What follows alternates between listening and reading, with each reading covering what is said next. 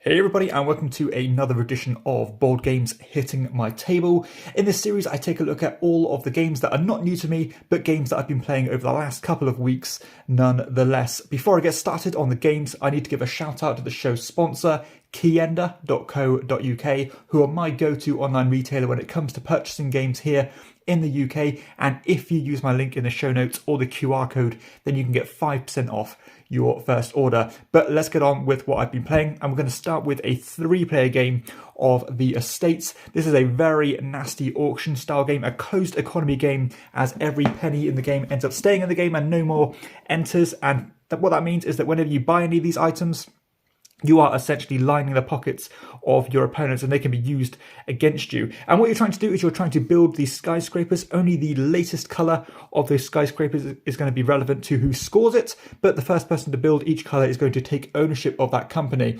Now the trick in this game is that only 2 out of these 3 rows will end up scoring positive points, and the final one will score negative points. And you can really try to leverage that against your opponents and of course try to benefit yourself. We had a very close game of this one, only 2 points in the final scoring, and that was entirely my fault because I ended up letting a one of these building cubes slip through my fingers and give it to my opponent, thinking they're just going to overtake one of my buildings, when in actuality they ended up completing the grid and finishing the game and triggering that end game, which I was not expecting. Was definitely a rookie mistake, but still it was very close. I do enjoy this one. I definitely need to be in the right mood to play it, but obviously I was on this occasion and I did enjoy it, and it's nice that it plays in about 30 minutes and there's certainly a lot to mull over in that game. So continuing to enjoy the Estates. I managed to get this little game back to the table. This is Age of War. So this is actually a very simple Yahtzee variant by Dr. Riley Knizia, and I haven't played this game in probably a couple of years now, or maybe not quite that long. But what you're essentially doing is that you are rolling this cluster of dice, trying to conquer these cards by matching the symbols. However, when you claim them, other people can actually win them from you, as long as you don't have the entire set. And as soon as you have the entire set of a type, you can flip them over and they're locked in for the remainder of the game. Now this creates some really cool catch-up mechanisms, because if somebody is running away with it, you'll tend to get ganged up upon and people will start snatching things off you, and it means that you have to really go for those sets to try and keep them safe. Really simple stuff. I have mulled over it in the past whether to sell this one on, but I'm glad I haven't, because I really enjoyed my recent play, and it goes to show sometimes you just need to let games sit and breathe on the shelf for you to get excited to play them again. So that is Age of War. Really enjoyed that.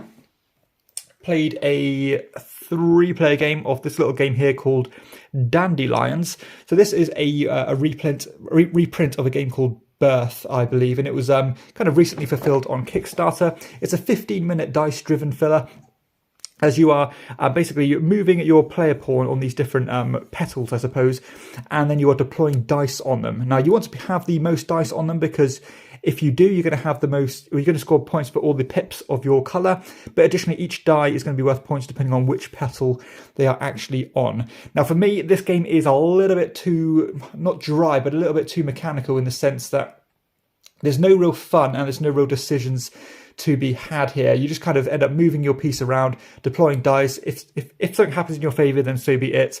And really mulling over your turns is going to be a bit boring. And I actually think this game is surprisingly boring for a 15-minute game. There's not many games that can pull that one off. So yeah, I really don't like this game at all, if I'm honest. It's very it's boring. So that is Dandelions. I also played a 3-player game of Archeology, a game that I've been needing to review for some time actually, but you get a taster now. I do like this one. I'm not going to say I'm in love with it, but I do enjoy it. This is a set collection game, as you're trying to collect these different artifacts, and you can sell them in sets. Of course, normally the bigger the set, the more points you get. But the twist on this one is that every so often in that deck, there's going to be this sandstorm card, which will force you to discard cards from your hand. And if you've only got good cards in your hand, that can be pretty devastating. So sometimes you need to pad out your hand with rubbish cards, essentially, so you can dispose of them. I went for a pretty rounded approach here. I ended up getting some pretty rare items, some not so rare items, and I ended up not pushing my luck too far because I didn't want to risk losing them. And one of my opponents absolutely smashed us. But I do like it. Again, it's probably a solid 6.5 out of 10. And again, I do need to make some coverage of that one. Go back to a classic now. This is Sleuth, one of the original deduction games by Sid Sackson. So this one, you are, of course, trying to deduce and work out which gem is missing in this stack of cards. And you're going to use this sheet here to tick things off. And I like the way in this one, in order to deduce things, you are going to be asking preset questions. So you're not really put on the spot, and you are, somewhat tunnel visioned in what you can do. And for me, that keeps the game ticking along at a good pace, but it still has all the crunchy brain burneriness of a good deduction game. Despite this one being many, many years old, I think it dates back to the 60s, it's still one of the best deduction games out there, and I'm so happy I have this one in my collection. So that is Sleuth. Also played a 3-player game, I believe, of Next Station London, a game that I've been singing the praises of the last month or so, last couple of months. A nice little roll and write style game, or it's a flip and write style game, as you are trying to essentially fill this sheet up, if I can show you here, of these railway lines. And what you're trying to do is that you're trying to cover as many grids as you can, and also try to hit as many stations as you can within one box. And then they're going to multiply with each other. You're also going to get points by crossing the rivers here, and different things like that. And I like the way that each round is going to depict a different underground railway system. And if you create these junctions where several of these railways hit a certain station, then you can get more end game points there. I think we always have a tight game in this one. It's one of those games you can't really go too far wrong with, but if you completely optimize everything, you're probably going to squeeze the win out. And I can't even remember who won or who did well. It's just a nice little filler game that burns 15 minutes or so. Also played a 3-player game of Nova Luna, another game that's consistently hitting the shelf since I played this one from last year, maybe. And yeah, definitely my favourite Uwe Rosenberg game. I think it's a wonderful design. We played a 3-player game of this one. I ended up, I think, winning this one by quite a healthy margin. I actually get quite competitive with this game. I'm not quite sure why this one actually riles it up in me. Because, I don't know, I just like the idea of this race factor of trying to shed all these discs as quick as possible. And I think race games resonate with me in terms of amping up the competitive nature rather than just chasing victory points. But yeah, I've done a lot of coverage for this one. I don't want to beat the drum too much, but it's still a really good design. That is Nova Luna.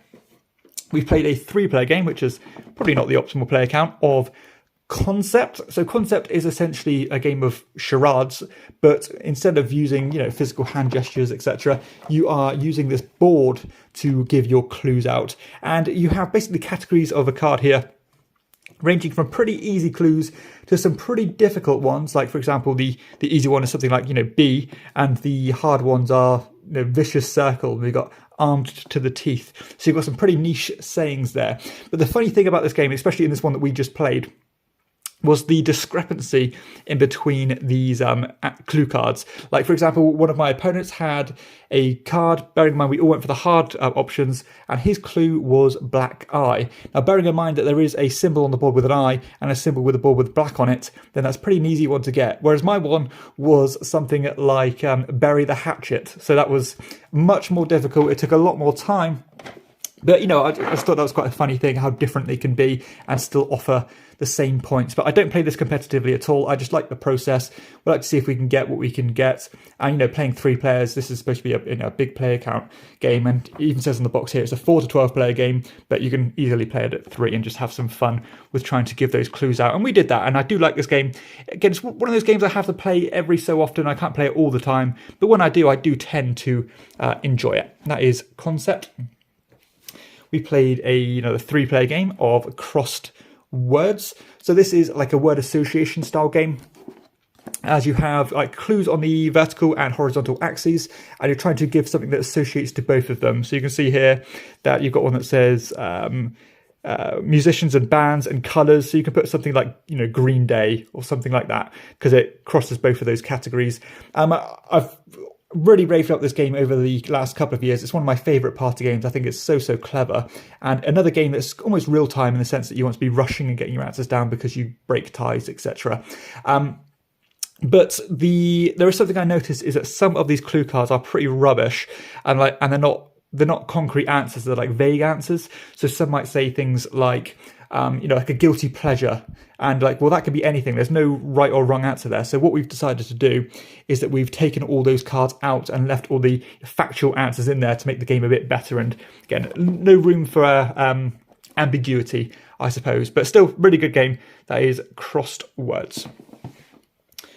We played a 3-player game of Scout. So Scout, one of my favourite card games that I've played this year, probably. I'm really impressed by this one. I know it's got a lot of buzz and a lot of people rave about it, but sometimes I think it's rightly so. I really adore this little hand management game and a little kind of ladder climbing game as you are, acquiring cards, keeping those cards in order in your hand, and then trying to beat the previous run of cards that's been played. And whenever you beat something, you're going to take those cards as points, but you are trying to shed your cards as quickly as possible, because if you're caught off guard when someone finishes and you have cards left in your hand, they're all going to be negative points. So again, you are under that pressure to get rid of stuff.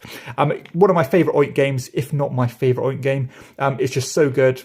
No, I don't need to add onto the buzz there. It's very popular, and I think it's amazing. That is Scout. We played a 3-player game. So yeah, these games are mostly 3 players this month. We played a 3-player game of Rumble Nation. One of my favourite little filler area control style games. Very, not very talked about, let's say that. I try to spread the word about this one as much as possible because it is so good. As you're rolling 3 dice, you're using those dice to select a region on the board and also how many cubes you can put in the board. And then basically once all your deployments are made, they are going to get resolved in order. But when the lower regions score, they actually end up spitting cubes out into the adjacent regions, depending on who the winner was. And that will muster or support the adjacent regions, majorities as well. It's so clever and just beautifully streamlined and simple. I think it's a great game, a truly great game. I'm generally not very good at this one. And I think I still didn't win a game in this one, but I was very close. And yeah, I think there's just a point or so in it. So a really close competitive game there of Rumble Nation. Love that one. Also played another 3-player game of Coloretto. Again, very classic, one of my favourite little filler games there. A little push-your-luck game, set collection game, as you're trying to collect these runs of these chameleons. Only 3 of your best sets of these chameleons will score, and any additional set that you collect is going to score negative points. And this is quite a funny game because one of my opponents managed to collect pretty much all the different sets there. And ended up taking quite a lot of negative points. And it was quite funny because I've not really seen that before, where you have so many negative points that it really hurt you that badly. But yeah, I love this one. It's a great little filler. We played another 3-player game of Hex Roller. Another one of my favourite roll and write style games. And it's one of the throwback style roll and writes, as you're simply trying to control these different regions or fill up these regions with numbers. If you completely fill up one of these colours, then you're going to get points based on the numbers you put in there. You're trying to connect these printed numbers to the other ones and different things like that. So very standard stuff, but it works well for a 15-minute game. There is actually a mini expansion for this one, which slightly tweaks one of these scoring criteria, which I actually think is better than the original one. It's a very minor difference, but I do think it's a slight improvement on that one. So yeah, I'd happily play this one anytime. I think it's just a solid little roll and write game. That is Hex Roller. We played another 3-player game of Ship Shape. I always consider this one another game that I'd play anytime, anywhere. A really pleasant little puzzly game as you are overlapping these kind of unique shaped tiles to expose things beneath it, but also cover new things up. And all these different symbols on these tiles are going to score for different things. Like, for example, money is like straight up points. Cannons you'll score in relation to what the other people collect. And the same kind of goes with the contraband, where you want to have a healthy amount but not have the most, because if you have the most, you don't score them at all. Now, I'm generally all right at this game. I mean, there is a lot of luck involved, but I had an absolute calamity when playing this one. Every tile I seemed to collect was just impossible to cover up the rats, which are kind of negative points if they're still exposed. So I had one of the worst rounds ever I've ever played of Ship Shape. Was miles behind. In the last round, I managed to almost catch up because I had a really good round, but it wasn't quite enough because my first half of the game was so poor. But yeah, really enjoyed this one. That is Ship Shape. On to the last couple of games now. So we played a 3-player game of Ra, which I have to say was probably my favourite experience out of all these games that I've mentioned so far this month. This is such a good game. I mean, I'm kind of embarrassed by the fact that I actually sold this one last year because, some people in my group aren't so keen on it. And they couldn't quite see the fuss what it was about. We ended up playing it again with that person, and I think they started to see some of the nuances and some of the we call it layers of the game, because there are so many things you need to consider here. And if you go into this game blind and just kind of do things without thinking about it, then that can really hurt you. So I think a good player of Ra will always beat people who are not good at Ra, despite having such a significant luck factor and a pushy luck factor. But it's a set collection game where you have pre-allocated bids in order to collect these tiles. You have a very narrow window to get those bids in, and if you wait too long, you can get caught off guard and leave with nothing essentially. But sometimes if you wait long enough, you can wait until your opponents use all their bids and then quite cleverly get a lot of tiles for very little in return. But yeah, one of the best auction games ever made, and this one has no doubt flown up my rankings even from this year's top 100. So I think in next year's list it's going to improve on this year's. So that is Ra. Penultimately, I played a game of Picture Perfect. So this is a truly unique game as you are trying to organise this family photo, I suppose, or this group photo, based on the needs of all the individual characters. So basically you're going to have these cards that are going to get shuffled into these envelopes, and then that is going to get put in an envelope related to each of the characters. And that might say, I want to stand next to this person, I want to stand away from this person, I want to be next to the table, I want to be away from the table, all these things. And you're trying to remember what everybody's needs are in order to take the perfect shot to get the most points. I think this game is very charming. There's a few rough edges with it, and we do house rule a few things. I will talk about that when I come to reviewing the game, but I've talked about it on quite a few episodes of Hitting the Table now, so you guys know I like the game, but I want to kind of share with you why I like it. And I always appreciate when games do things that are truly different, and I'm actually quite excited to see what some of the expansion content entails, because I think there's 3 expansions now, and if any of you guys have played them, please do let me know which ones you think are best to check out, because I'm quite interested to see what they entail. So that is Picture Perfect. And the final game that I played is a 3-player game of Arc Nova. So I don't actually have the copy here at the moment, but this is of course a very popular big tableau engine building style game that did blow up last year. I wanted to introduce this to one of my friends who hadn't played it before, and I think they liked it. It's a strange one because I actually do really like the game, and the first few times I played it I was quite enamoured with it. Since then, when I've played it, especially this last occasion, it seems like the people I played it with liked it, but they didn't love it. And considering it's a 3-hour game, it's maybe a bit longer than that even at times. We did play it at a fast pace, and I did make a few house rules to make it faster. But yeah, that's something I really have to consider, whether I need this in my collection or not.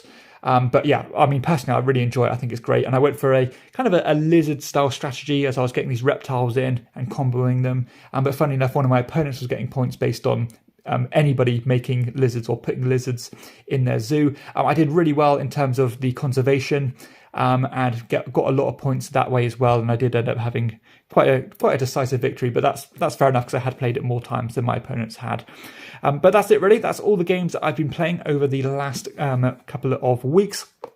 Hopefully you've enjoyed it. I do always enjoy, kind of reiterating on what I've been playing and just having a little recap there. If you have enjoyed the video, please be sure to hit like and subscribe to the channel and check out my other content too. And of course, for everybody else, I'll see you next time on Chairman of the Board. Bye-bye.